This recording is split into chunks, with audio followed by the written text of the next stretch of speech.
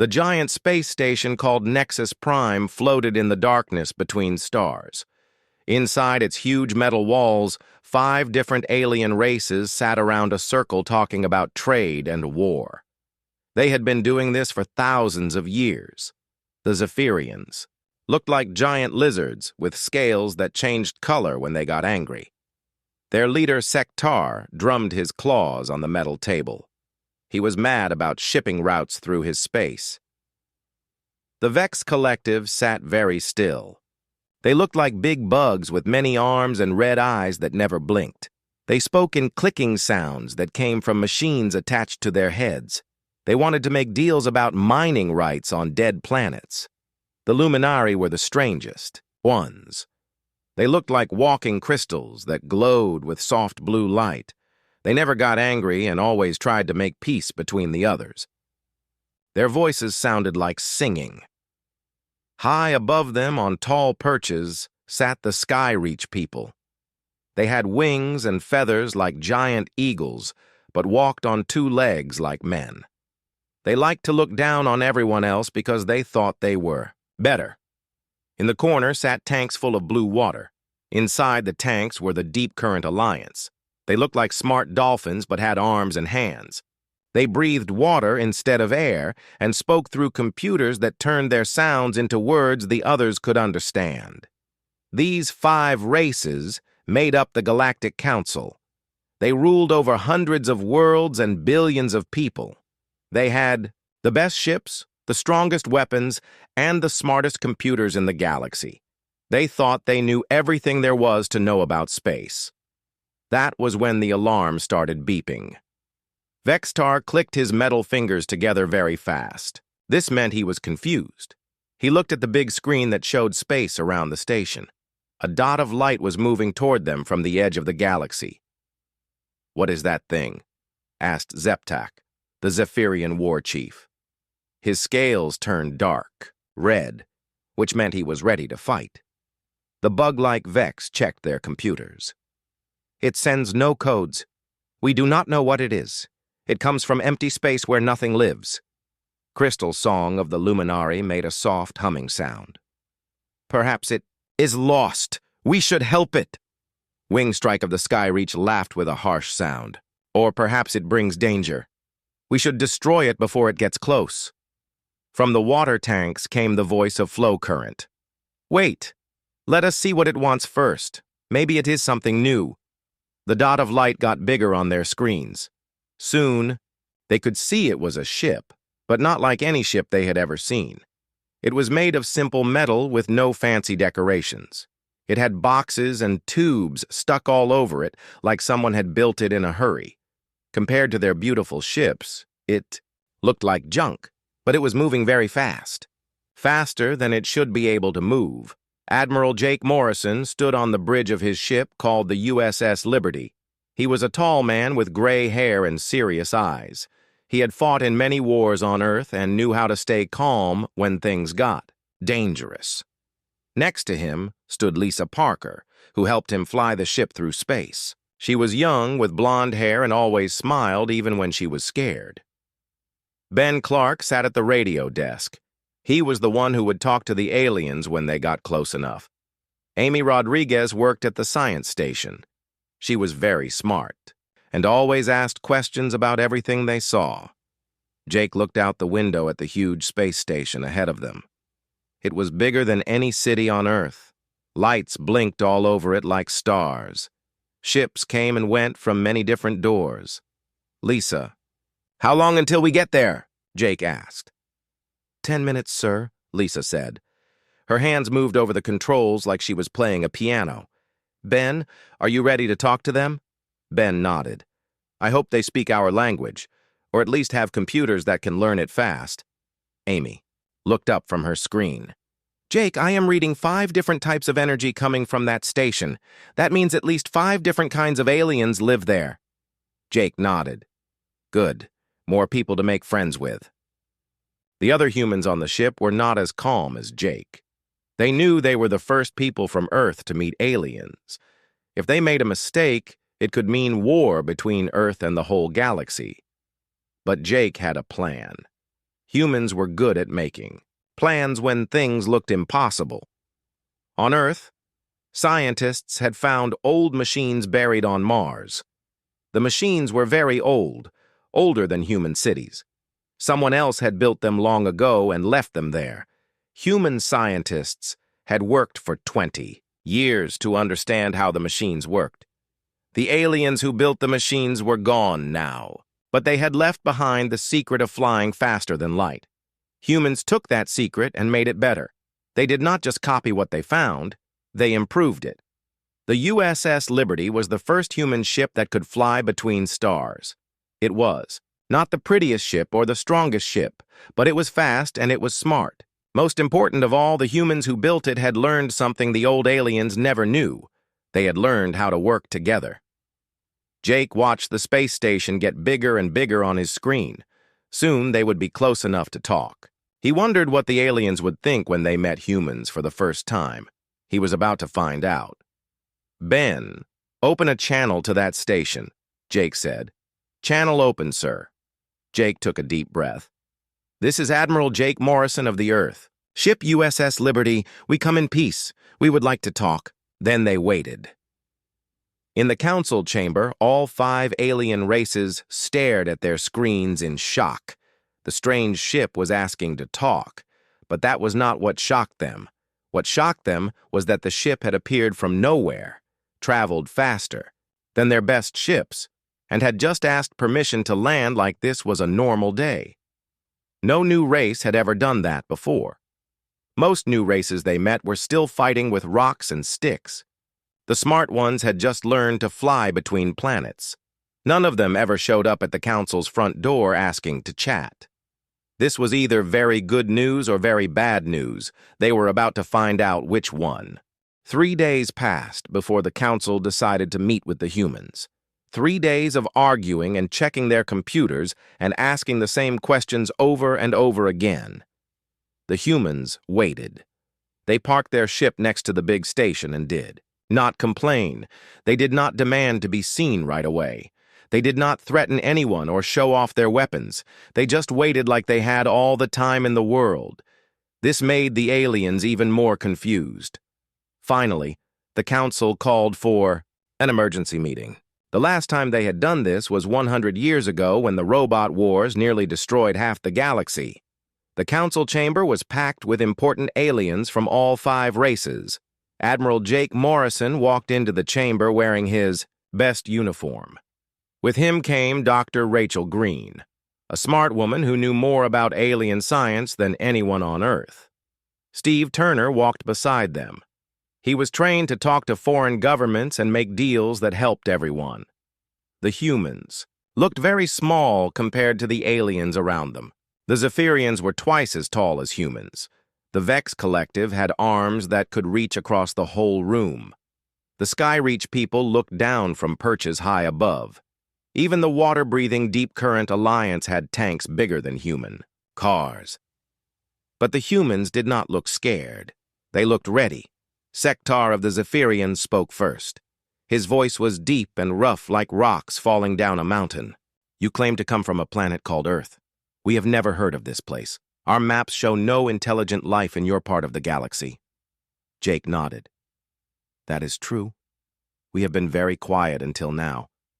We wanted to learn about the galaxy before we introduced ourselves." This made the aliens sit up and pay attention.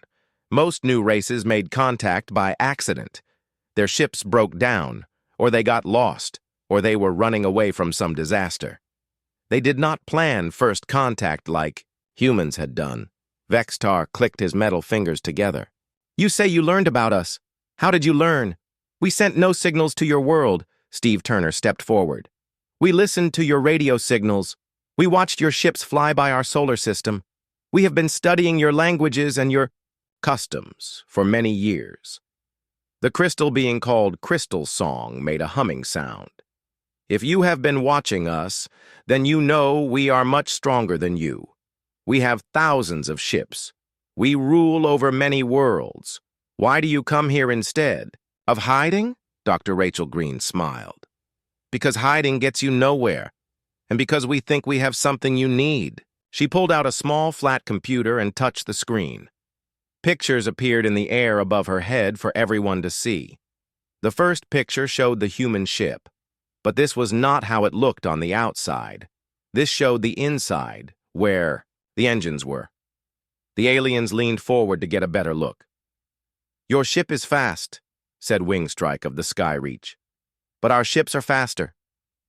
Rachel touched the screen again. New numbers appeared. "Actually, they are not.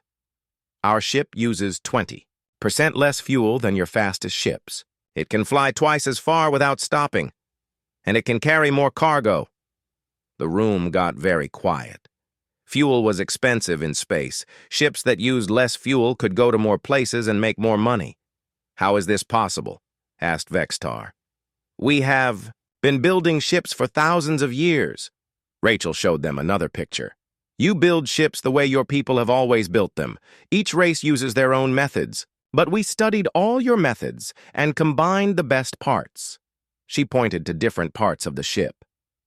"We use Zephyrian plasma drives for power, but we cool them with luminary crystal technology. We control them with Vex computers.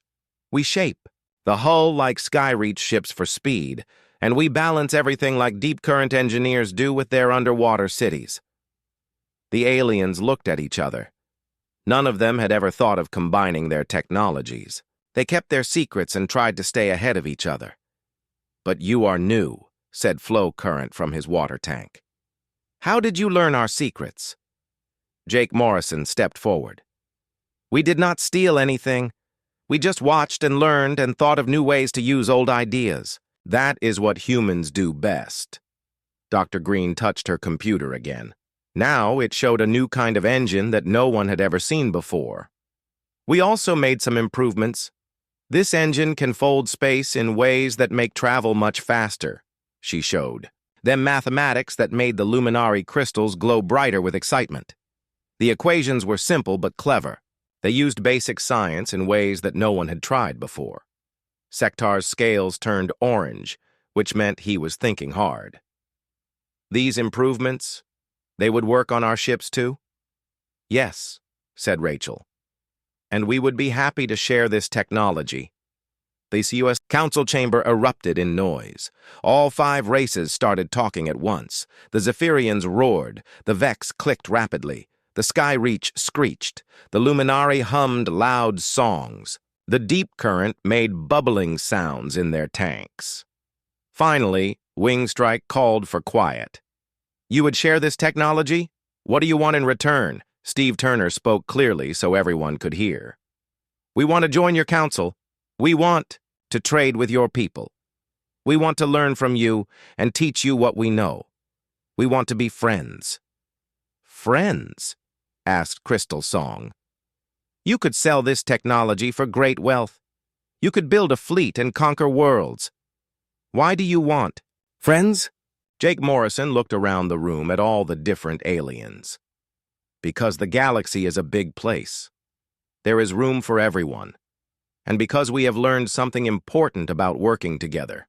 He paused to make sure everyone was listening. "On Earth, we have many different countries. They used to fight wars all the time. But we learned that we accomplish more when we work together than when we fight each other." Rachel Green touched her computer one more time. The picture that appeared made every alien in the room stop talking. It showed space, deep space, far beyond the edge of the galaxy, and moving through that space was something dark and huge and wrong. "We know about the Devourer," Jake said quietly. The silence in the chamber was complete. Not one alien moved or made a sound. The Devourer was the Council's biggest secret. It was a swarm of machines that ate everything in their path. Planets, ships, entire solar systems. They were coming toward the galaxy, and nothing could stop them. The Council had been trying to figure out how to fight the Devourer for 50 years. Their best scientists said it was impossible. Their strongest weapons would not work. Their smartest computers said everyone would die. "How do you know about the Devourer?" asked Vextar in a whisper. "We have been listening to your signals for a long time," said Rachel. "We know you are scared. We know you think you cannot win. Can you win? Asked Flow Current. Jake Morrison smiled. We think so, but not alone. We need your help. All of you working together. Sectar stood up to his full height. You are saying that you, a race that just learned to fly between stars, can defeat something that we cannot? No, said Jake. We are saying that all of us together can defeat something that none of us can beat alone. He looked around the room again. That is why we came here. Not to conquer you or steal from you or hide from you. We came here because when something wants to destroy everything you care about, you do not face it alone. You find friends, and you fight together. The council chamber stayed silent for a long time. But it was a different kind of silence now. It was the silence of people thinking about hope instead of fear. Finally, Crystal Song spoke in a voice like singing crystal. Show us your plan. The council moved to a secret room deep inside the space station. This room had no windows and thick walls that blocked all signals from getting in or out. Only the most important aliens were allowed inside. The walls were covered with screens, showing pictures of the Devourer swarm. The machines looked like giant metal spiders with too many legs. They moved through space in groups of millions, eating everything they touched. Commander Rick Davis stood at the front of the room next to a big screen. He was a short man with thick glasses who spent most of his time thinking about how to win battles. Next to him was Dr. Susan Walsh, who studied alien life forms for the Earth government. Tell us about these Devourer machines, Rick said to the council. That Sectar's scales turned dark blue, which meant he was sad and afraid. They come from the empty space between galaxies. We first saw them 50 years ago when they destroyed the Outer Rim colonies. How many colonies? Asked Susan. 47 worlds. Over 2 billion people. The Zephyrian's voice got very quiet. They ate everything. The people, the cities, even the rocks and metal. When they were done, the planets were just empty balls of dirt floating in space. Vextar clicked his metal fingers in a pattern that meant deep sadness. Our computers say they learn from everything they eat. They get smarter and stronger with each world they destroy. Wingstrike spread his feathers wide, which was how his people showed fear. Our fleets fought them at the Battle of Seven Suns. We had 500 of our best ships. The Devourer destroyed them all in less than 1 hour. Crystal Song's glow got dimmer. They adapt to any attack within minutes. Laser weapons become useless. Missiles do no damage. Energy shields mean nothing to them. Flow Current made bubbling sounds in his tank. Our best war computers have run 1 million different battle plans. All of them end the same way. Total defeat. Rick Davis listened to all of this and nodded. Then he smiled. This surprised the aliens because humans usually did not smile when they heard about impossible battles. You have been thinking about this problem the wrong way, Rick said. He touched a button, and the screens changed to show Earth's military computers. Our machines looked at all the same information, but we asked different questions. Susan Walsh stepped forward. You have been trying to figure out how to destroy the Devourer machines. But destruction is not the only way to win a fight. What other way is there? Asked Sectar. Rick pointed to a new picture on the screen. It showed the inside of a Devourer machine. Every computer has the same weakness. If you give it the wrong information, it makes bad choices. You want to confuse them? Asked Vextar. Better than that, said Susan. We want to make them confuse themselves. She showed them how Devourer machines talk to each other. They shared information instantly across the whole swarm. When one machine learned something new, they all learned it at the same time. This makes them very strong, said Crystal Song. It also makes them weak, said Rick. If you can trick one machine into believing something false, they all believe it. The aliens looked at each other. None of them had thought of this before. Susan pulled up a new screen. On Earth, our computers sometimes get sick with what we call viruses. These are programs that spread from one computer to another and make them stop working properly. We know about computer viruses, said Wingstrike. But the Devourer machines are too smart. They can detect and remove any virus in seconds. Rick grinned. Not if the virus pretends to be helpful information. He showed them a program that Earth scientists had written. It looked like normal battle data that the Devourer would want to learn from. But hidden inside the data was something else. This virus does not try to destroy their computers, Susan explained. Instead, it makes them think they are under attack from each other. Lieutenant Colonel Mike Johnson joined them at the front of the room. He was a big man with scars on his hands from many battles. The plan is simple. We make the Devourer machines think that some of their own people have turned against them. Their own people? Asked Flow Current. The machines all look the same, Mike explained, but they have different jobs. Some are fighters, some are scouts, some carry supplies. If we can make the fighters think the scouts are enemies, they will start fighting each other instead of fighting us.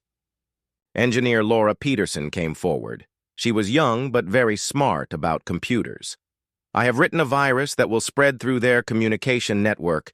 It will change the identification codes so their own machines look like threats. The aliens stared at the humans like they had grown extra heads.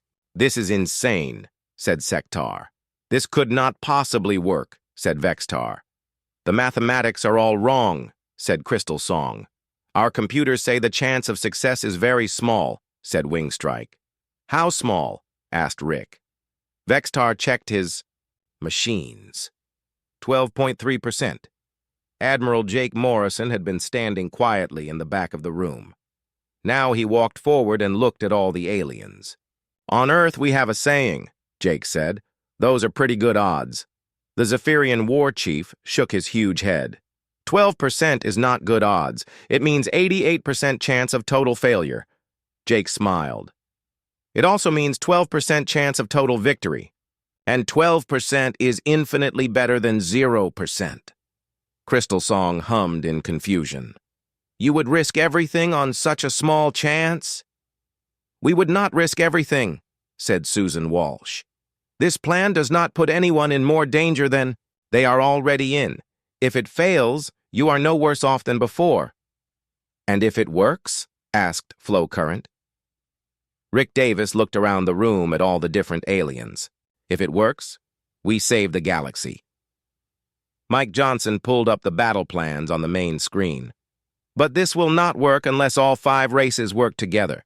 We need Luminary computers to process the targeting data. We need Zephyrian plasma technology to power the transmission systems. We need Vex logistics to coordinate fleet movements across multiple star systems. We need Skyreach speed to deliver the virus packages. We need deep current engineering to build stable platforms in space. And we need human-computer viruses to make it all work, added Laura Peterson. The aliens were quiet for a long time. They looked at the screens, showing the Devourer swarm getting closer every day. They looked at their own battle plans that always ended in defeat. They looked at the crazy human plan that might actually work.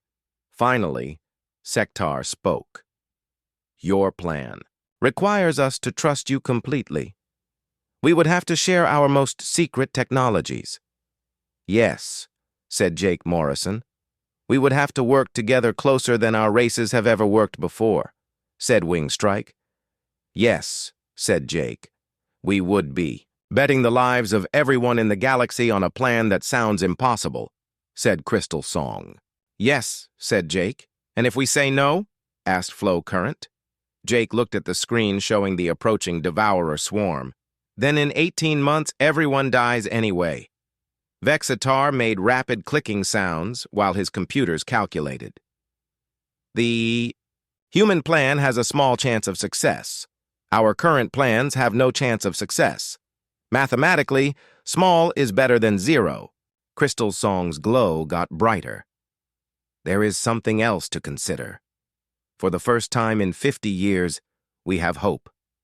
Sektar's scales turned gold, which meant he was making an important decision. Very well.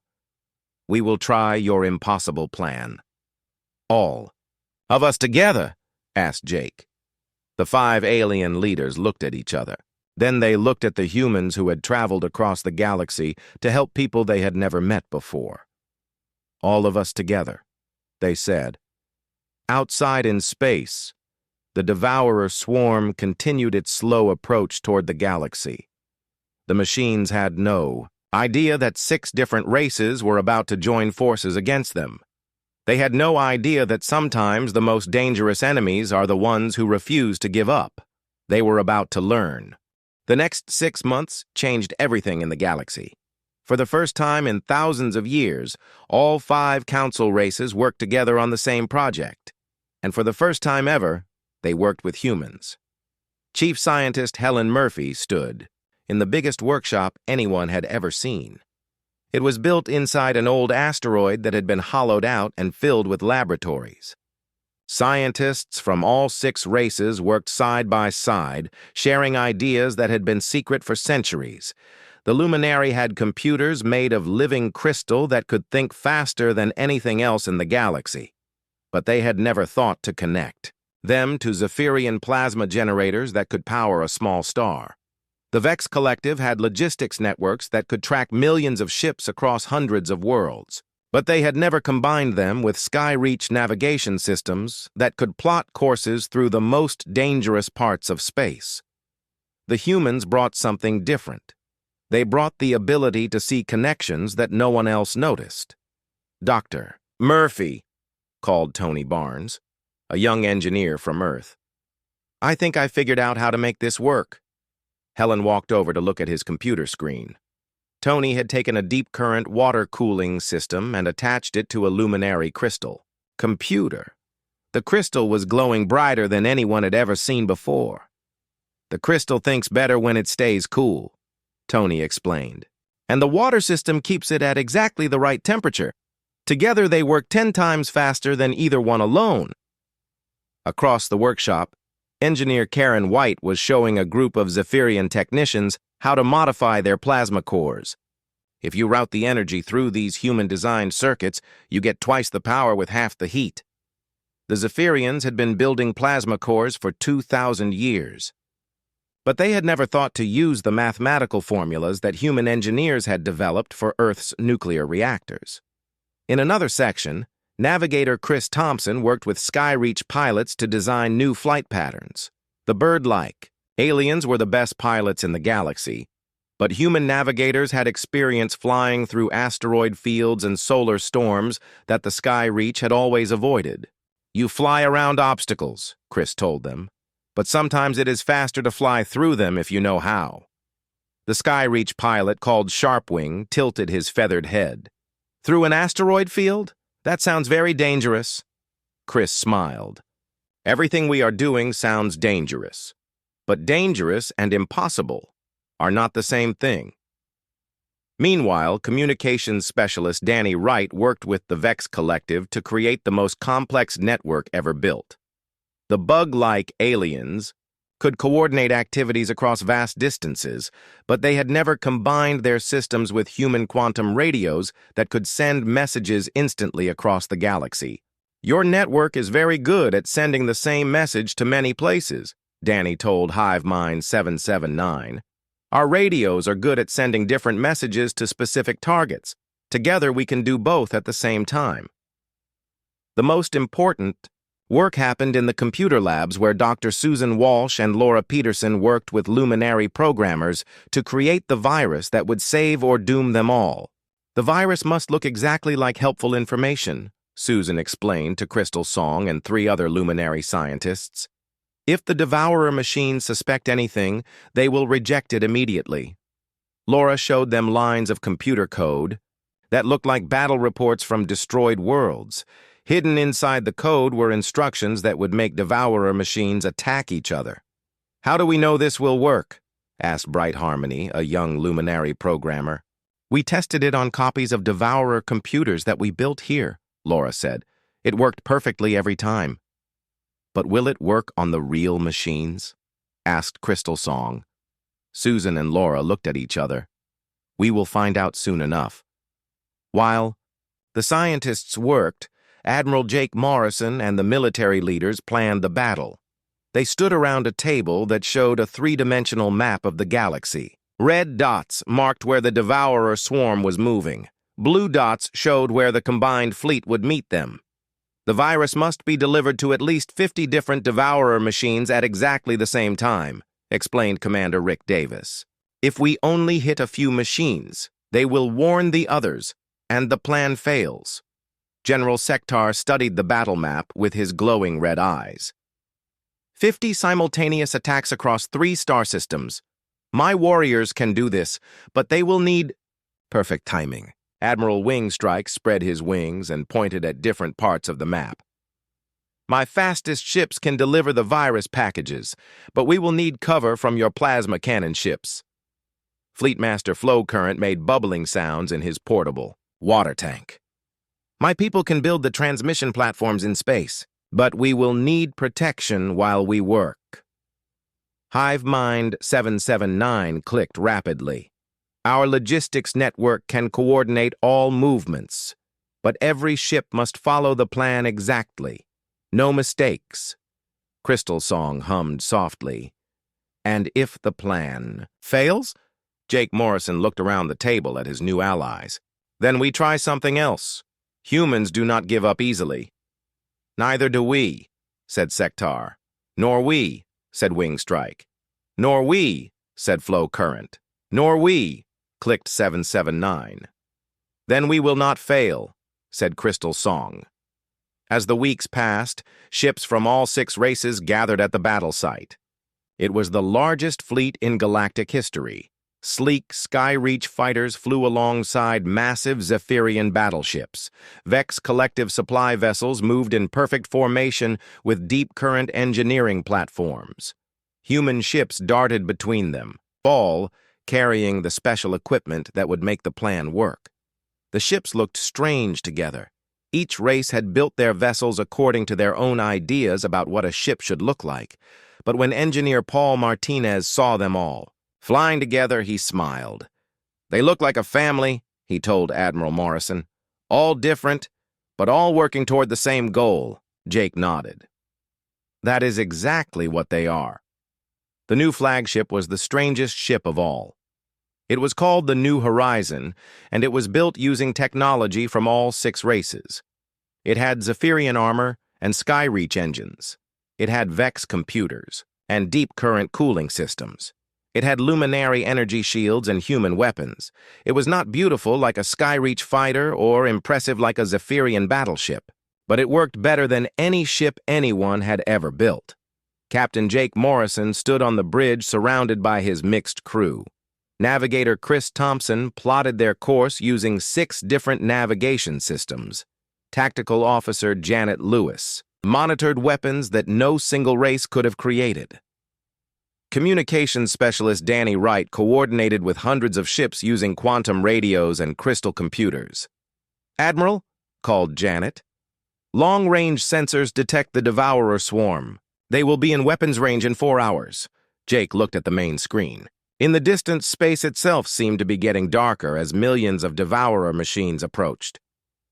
All ships, this is Admiral Morrison, he said into his communications system. Today we fight not as separate races, but as one people defending our home. Today we show the galaxy what we can accomplish when we work together. From all across the fleet came responses in different languages and different voices, but they all said the same thing. Ready, Admiral? Ready to fight? Ready to win? Jake smiled. Then let us go save the galaxy.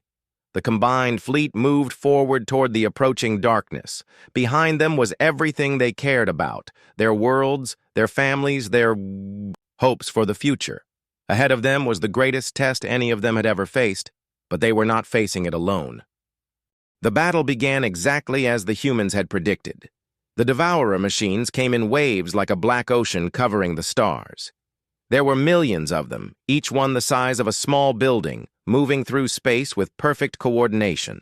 They looked like giant metal spiders with too many legs and glowing red eyes. The combined fleet opened fire with everything they had. Zephyrian plasma cannons lit up space with beams of pure energy. Skyreach fighters darted between the enemy. Ships firing missiles and laser bolts. Vex collective cruisers launched clouds of smart bombs that chased their targets through the darkness. For exactly 7 minutes, it looked like the galaxy's forces might actually win. The Devourer machines fell by the hundreds, their metal bodies torn apart by weapons fire. Then, the adaptation began. The surviving Devourer machines studied every attack that hit them.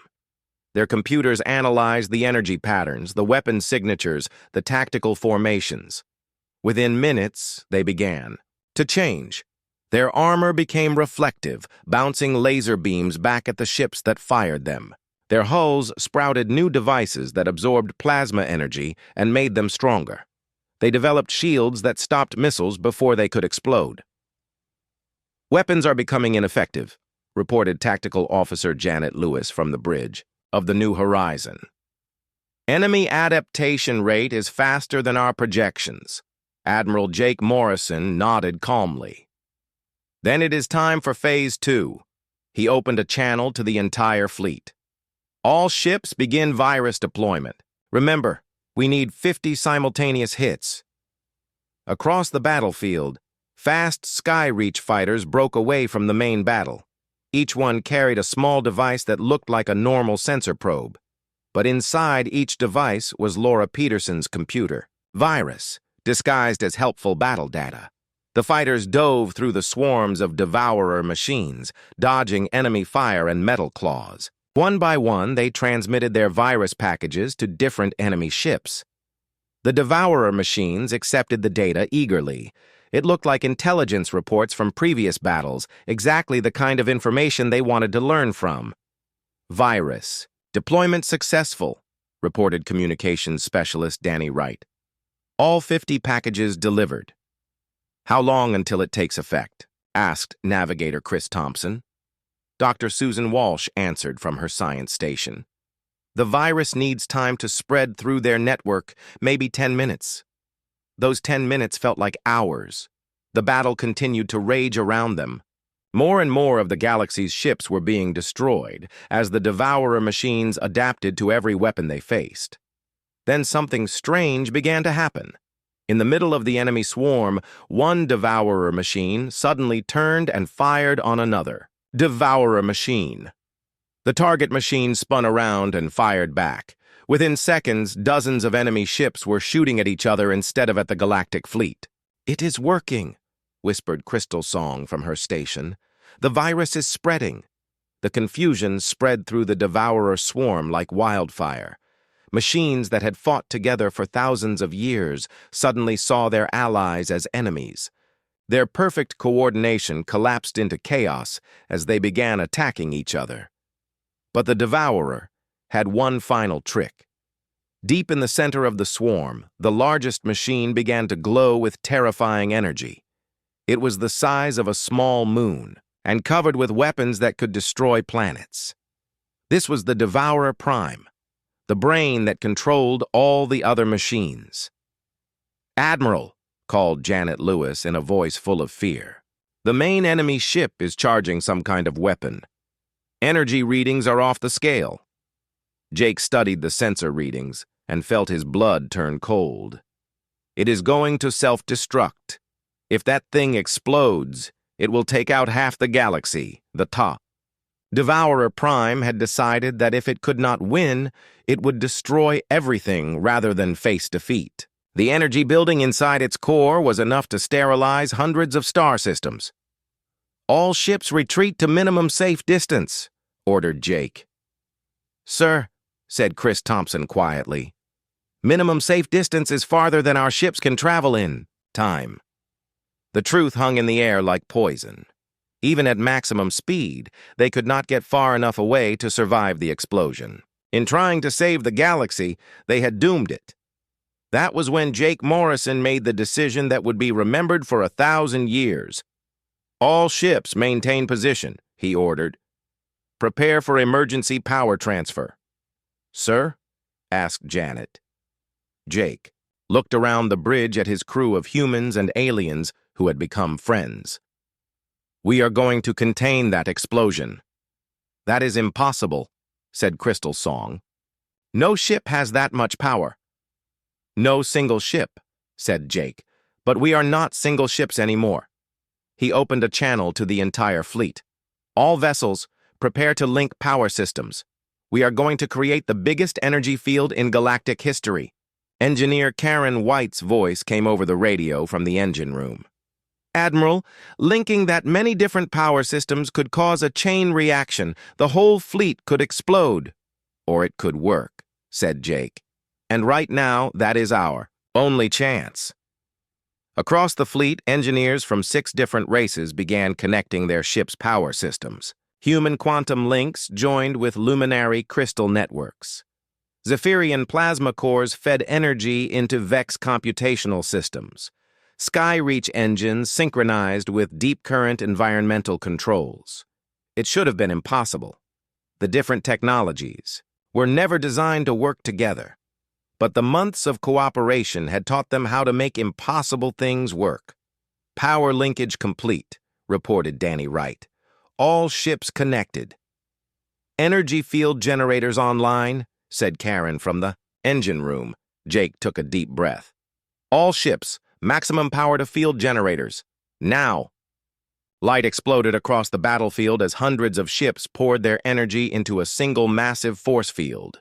The field wrapped around the Devourer Prime just as it began to explode. For a moment, it looked like it might work. The energy field held, containing the terrible explosion like a soap bubble holding air. Then the field began to crack. "Field collapse in 30 seconds, reported Janet. "We need more power." "We are already at maximum," said Chris. That was when Lieutenant Frank Adams, a young human engineer, noticed something on his instruments. "Admiral, the Devourer machines that are fighting each other are generating massive amounts of waste energy. If we could tap into that..." Dr. Sandra Hill, the ship's science officer, understood immediately. "We could use their own power against them." "Do it," ordered Jake. Working together with impossible speed, Sandra and Frank modified the energy field to absorb power from the fighting Devourer machines. The very chaos that the virus had created now fed the force field that contained their leader's final attack. The field held. The explosion was contained. The Devourer Prime destroyed itself, but its death destroyed nothing else. When the light faded, the remaining Devourer machines floated dead in space. Without their leader, without their coordination, without their purpose, they simply shut down. The galaxy was saved. The journey back to Nexus Prime took 3 days. 3 days of celebration and tears and disbelief that they had actually won. When the fleet arrived at the council station, representatives from hundreds of worlds were waiting. The news had spread across the galaxy faster than light. 6 races working together had accomplished what none of them could do alone. The formal ceremony was held in the main council chamber. Leaders from all 5 original races were there, along with diplomats and reporters and ordinary citizens who had traveled from across the galaxy to witness history.